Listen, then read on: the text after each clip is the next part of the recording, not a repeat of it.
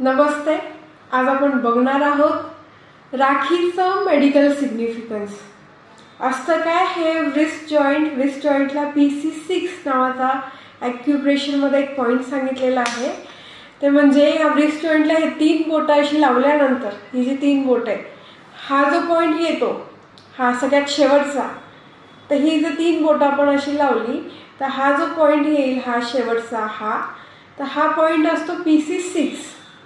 मग हा जो PC6 पॉईंट आहे, या पॉईंटला प्रेशर दिलं तर असं क्लिनिकल रिसर्चमध्ये त्यांनी नमूद केलं आहे की ऑपरेशन नंतर जो नोशिया आणि वॉमिटिंगचा त्रास होतो तो कमी होतो प्रेशर दिल्यानंतर. पण हे सायंटिफिकली प्रूव्हन नाही आहे. म्हणजे क्लिनिकल रिसर्चमध्ये असणं आणि सायंटिफिकली प्रूव्हन फॅक्ट असणं याच्यात फरक असतो. तर क्लिनिकल रिसर्च तुम्हाला अनेक विषयांवरती अनेक आढळतील, पण सायंटिफिकली प्रूव्हन हे नाही आहे.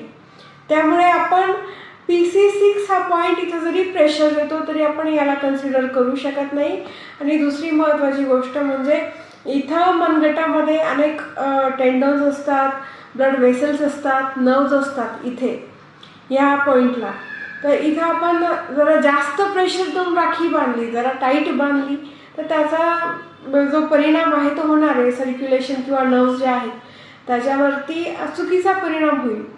त्याच्यामुळे तिथं आपण टाईट राखी बांधत नाही. तर सांगायचा मुद्दा हाच की राखी बांधायला कुठलाही मेडिकल किंवा सायंटिफिक जे आपण महत्त्व म्हणू किंवा सिग्निफिकन्स ते कुठलंही नाही आहे, सायंटिफिकली प्रूव्हन नाही आहे. पण राखीच्या धाग्यात जो राखीचा धागा आहे त्या धाग्यामध्ये मात्र प्रेम असणं, विश्वास असणं हे मॅटर करतं. कारण आपल्याकडे मानलेला भाऊ जरी असेल तरी आपण त्याला आपल्या भावासारखाच रिस्पेक्ट आणि प्रेम देतो. मानलेला भाऊ सांगायचं आणि दुसऱ्या आपल्या खोट्या गोष्टी लपवायच्या असं आपल्याकडे चालत नाही. हे इतकं पवित्र प्रेमाचं, विश्वासाचं असं नातं आहे हे. आणि म्हणून आपल्या मराठी घरांमध्ये रक्षाबंधन साजरं केलं जातं. आणि हे जे 3 पॉईंट्स आहेत, हे PC6 ॲक्युप्रेशरमध्ये, ॲक्युपंक्चरमध्ये, या थेरपीजमध्ये या गोष्टी सांगितलेल्या आहेत.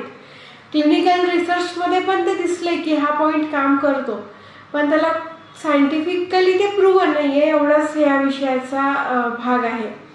मी इथं थांबते. धन्यवाद.